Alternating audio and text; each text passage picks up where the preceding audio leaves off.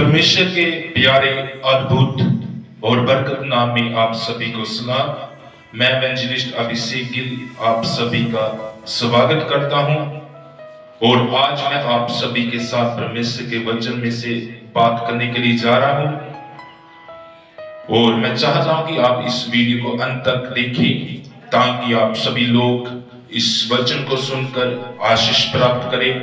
परमेश्वर के वचन को सुनकर आपका घराना, आपका परिवार और आप सभी लोग आशीष के जोग हो जाएं।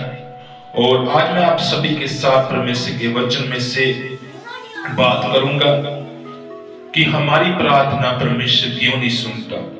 What is the reason? क्या कारण है कि परमेश्वर हमारी प्रार्थना नहीं सुनता?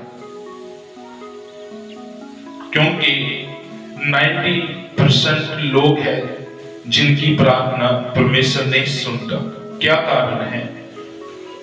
काफी लोग चर्च में जाते हैं, प्रार्थना करते हैं, वचन को सुनते हैं, आराधना भी करते हैं, पर फिर भी परमेश्वर उनकी प्रार्थना क्यों नहीं सुनता? क्या कारण है? क्योंकि अभी तक 90% लोगों ने परमेश्वर के वचन पर चलना स्टार्ट नहीं किया। अभी तक उनके जीवन में परमेश्वर का वचन काम नहीं कर रहा, इसलिए परमेश्वर उनकी प्रार्थना को नहीं सुनता। हम चर्च में जाते हैं, प्रार्थना करते हैं, वचन को सुनते हैं, आराधना करते हैं, इतना हमारे लिए काफी नहीं है। हमें परमेश्वर के वचन के मुताबिक भी चलना चाहिए। और मैं आज आप सभी के साथ परमेश्वर के वचन में बात करूंगा कि हम 5 ऐसे पाप कौन से करते हैं जिनके कारण परमेश्वर हमारी प्रार्थना नहीं सुनता। पहला कारण मैं आपको बताना चाहता हूं कि हम परमेश्वर की खोज नहीं करते। नंबर 1, हमें परमेश्वर की खोज करना चाहिए। अगर आप और मैं परमेश्वर के राज की खोज नहीं करता तो परमेश्वर हमारी प्रार्थना क्यों सुनेगा? आपकी प्रार्थना परमेश्वर क्यों सुनेगा? जब तक आप परमेश्वर के राज और धर्म की खोज नहीं कर लेते तब तक परमेश्वर आपकी प्रार्थना क्यों सुनेगा? आइए हम परमेश्वर के वचन में पढ़ेंगे। मत्ती की अंजील अध्याय 6 उसकी 23 आयत में परमेश्वर के वचन में देखेंगे, इसलिए पहले तुम उस राज धर्म की खोज करें, वह जे सब वस्तु तुम्हें मिल जाएंगी। कलाम में लिखा है, सबसे पहले परमेश्वर के राज और धर्म की खोज करें, फिर सभी वस्तु तुझे दी जाएंगी। आज विश्वासी उल्ट कर रहे हैं, वो परमेश्वर के वचन के उल्ट चल रहे हैं। आज के विश्वासी संसारिक वस्तु की खोज में लगे हुए हैं।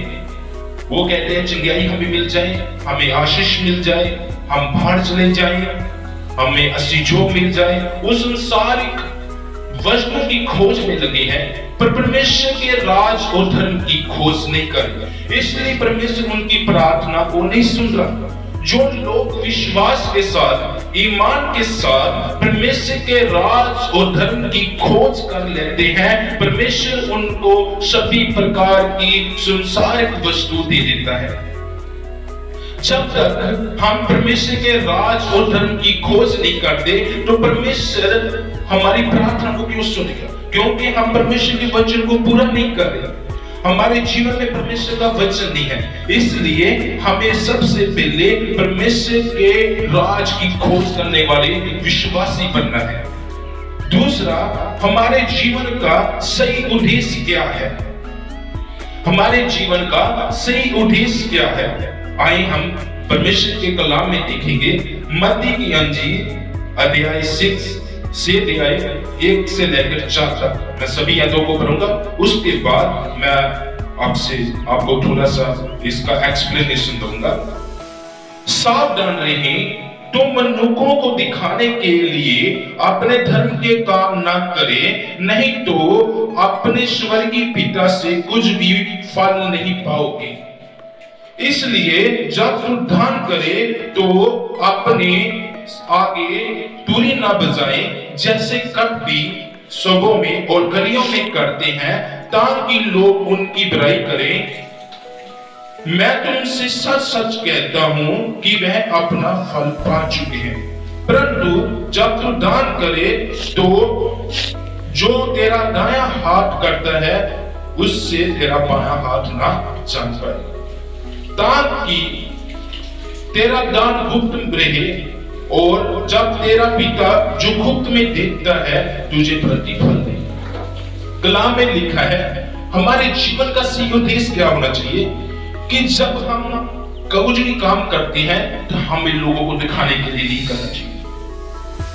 4 कारण है इसमें। पहला, आप धर्म के काम करो पर दिखावे के लिए ना करो। नंबर 2, जब आप दान दें तो अपने आगे दूरी न बचाएं। तीसरा, जब आप दान दें तो आपके दाएं हाथ को ही मालूम रहना चाहिए और बाएं हाथ को मालूम नहीं होना चाहिए। नंबर 4, हमारा दान गुप्त में होना चाहिए। अगर हमारे जीवन में जी कलाम नहीं है, अगर हमारे जीवन में जी वचन नहीं है, अगर हम इस वचन को उठा अपना जीवन नहीं गुजारे तो फिर परमेश्वर हमारी प्रार्थना क्यों सुनेगा। एक बार मैंने देखा किसी ने परमेश्वर के आगे प्रार्थना की थी, परमेश्वर ने उसको बच्चे की आशीष दे दी, और उन्होंने क्या किया, नेक्स्ट जब बच्चे की आशीष मिल गई वो चर्च में आए, ढोल के साथ आए, बैंड बाजियों के साथ आए और रोड के ऊपर नाच रहे थे।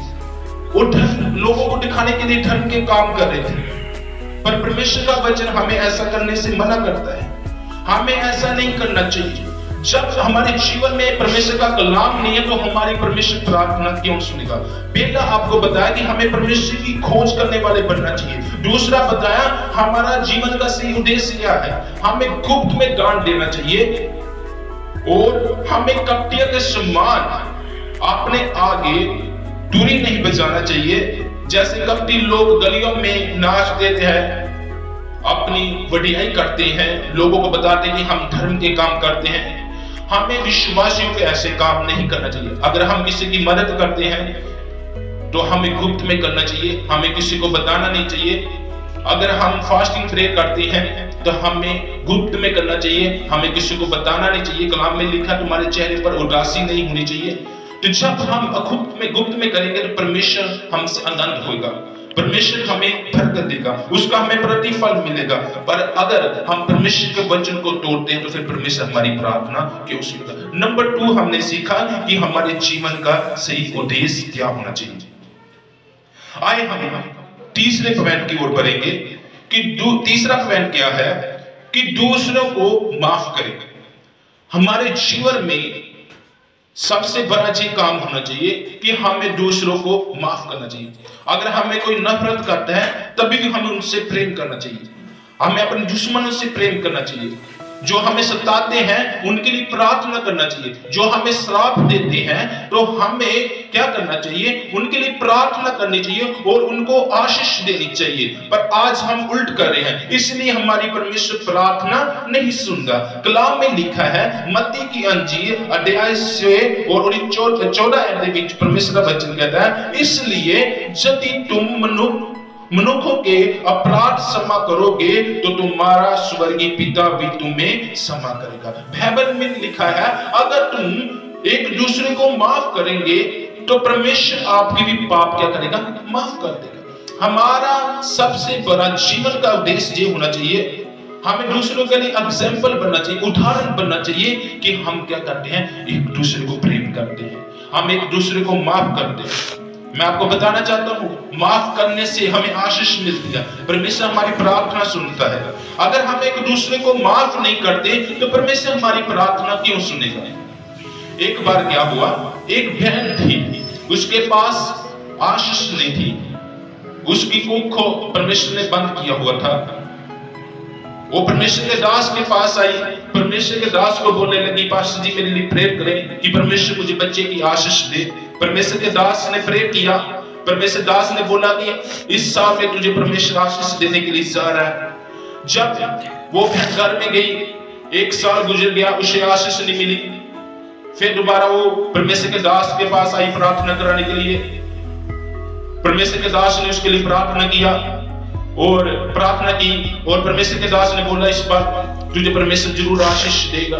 दूसरा साल भी गुजर गया पर उस बहन को आशीष नहीं मिली। तीसरे साल जब वो बहन आई तो परमेश्वर ने दास ने परमेश्वर से पूछा कि परमेश्वर ऐसा क्या है, तू इस बहन की प्रार्थना को क्यों नहीं सुन रहा, इस बहन को आशीष क्यों नहीं दे रहा। तो परमेश्वर ने बोला कि इसको पूछो कि क्या तुम अपनी सास से प्रेम करती हैं, क्या तुम अपनी सास का आदर मान करती हैं। परमेश्वर के दास ने उसको पूछा, क्या तुम अपनी सास का आदर मान करती है, उससे प्रेम करती है, कहती नहीं। परमेश्वर के दास ने पूछा, क्या तुम उसको खाना देती हैं, कहती नहीं, वो खुद बनाकर खाती है, उसका सब कुछ अलग है, हम अलग रहते हैं। सो परमेश्वर के दास ने बोला, मैं अभी आपके लिए प्रे नहीं करूंगा, आप अपने घर में जाएं और अपनी सास के पास जाकर अपनी गलती की माफी मांगे, पश्चाताप करें।